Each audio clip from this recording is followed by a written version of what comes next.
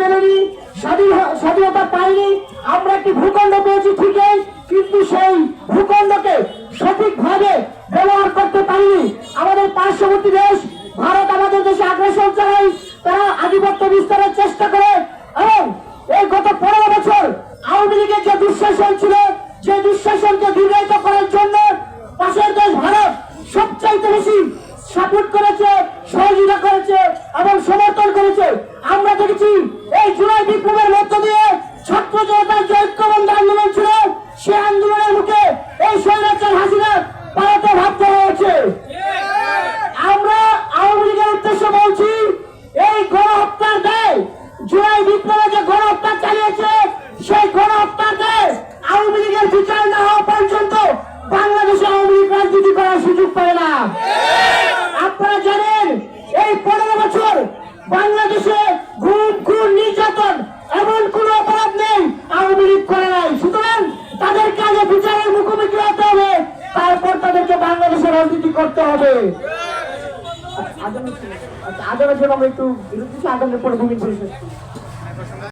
জানেন যে আমরা জুলাই বিপ্লবের মধ্য দিয়ে নতুন বাংলাদেশ পেয়েছি। আমরা এই বাংলাদেশ পাওয়ার পরেও 4 বছর বেশি সময় ধরে অন্তর্বর্তীকালীন সরকার দায়িত্ব নিয়েছে, কিন্তু দুঃখ হওয়ার সত্য যে আমরা দেখেছি এই সরকার এখন পর্যন্ত আইন শৃঙ্খলা পরিস্থিতি স্বাভাবিক করতে পারছে না। আমরা দেখি যে সচিবালয়ের ভিতরে বিগত 15 বছরে কখনো আন্দোলন হয়নি, কিন্তু আমরা দেখেছি আওয়ামী লীগের দূষর যারা আমরা রয়েছে, যারা বিগত সময়ে শেখ হাসিনার হয়ে কাজ করেছে, তারা সচিবালয়ে গত কয়েকদিন যাবৎ বিশৃঙ্খলা করার চেষ্টা করেছে। তারই ফলশ্রুতিতে গত 2 দিন আগে আমরা দেখেছি সচিবালয়ের মতো একটি সেন্সিটিভ জায়গায় অগ্নিকাণ্ডের মতো ঘটনা ঘটেছে। আমরা স্পষ্ট বলছি, এই অগ্নিকাণ্ডে সচিবালয়ের আমরা জড়িত রয়েছে।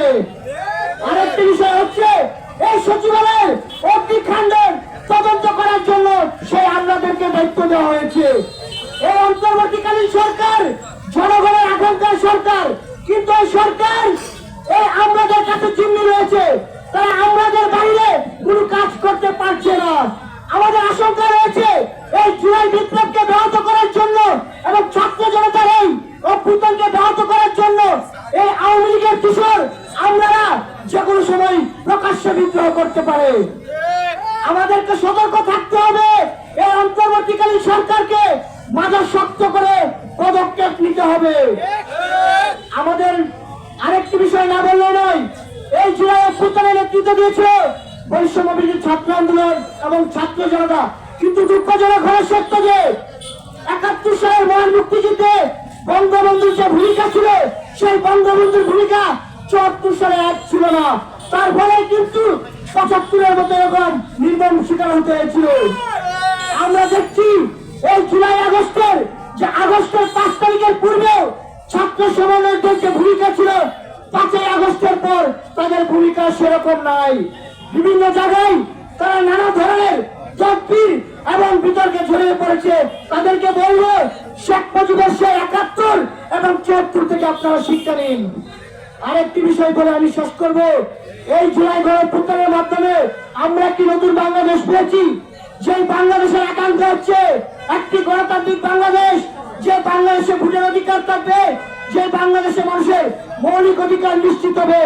সেই বাংলাদেশে আমরা দেখছি বিএনপি গত 15 বছর গুম খুনের শিকার হয়েছে, নির্যাতনের শিকার হয়েছে। আমরা তাদের সাথে যুগপৎ আন্দোলন করেছি, কিন্তু দুঃখজনক হলো এই বিএনপির নামধারী কিছু নেতা কর্মীরা ক্ষমতায় আসার আগেই বিভিন্ন জায়গায় লুটপাট এবং চাঁদাবাজি করছে। আপনাদেরকে হুঁশিয়ারি দিয়ে বলতে চাই, আওয়ামী লীগের 15 বছরের মস্তক 36 দিনের মাথায় ভেঙে গেছে। আপনাদেরকে এই হাসিনার কাছ থেকে শিক্ষা নিতে হবে।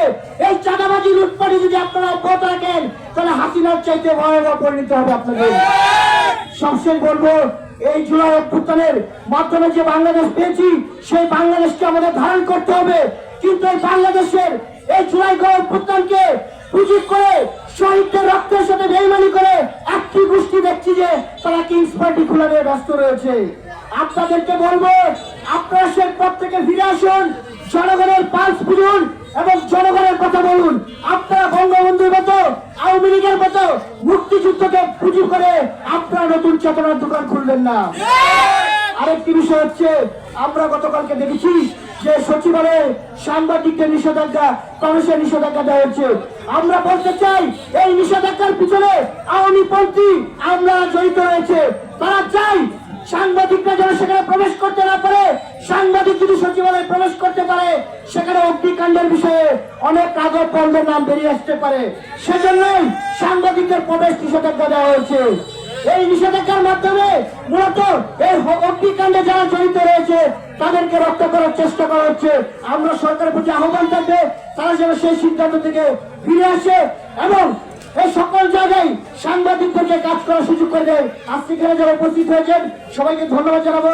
আমাদের অনেক কেন্দ্রীয় নেতা বক্তব্য দিতে পারে নাই, যেহেতু সময় স্বল্পতা ছিল। ভবিষ্যতে এরকম প্রোগ্রাম করার ক্ষেত্রে আপনার টাইম ম্যানেজমেন্টের দিকে খেয়াল রাখবেন। ধন্যবাদ সবাইকে। আসসালামু আলাইকুম।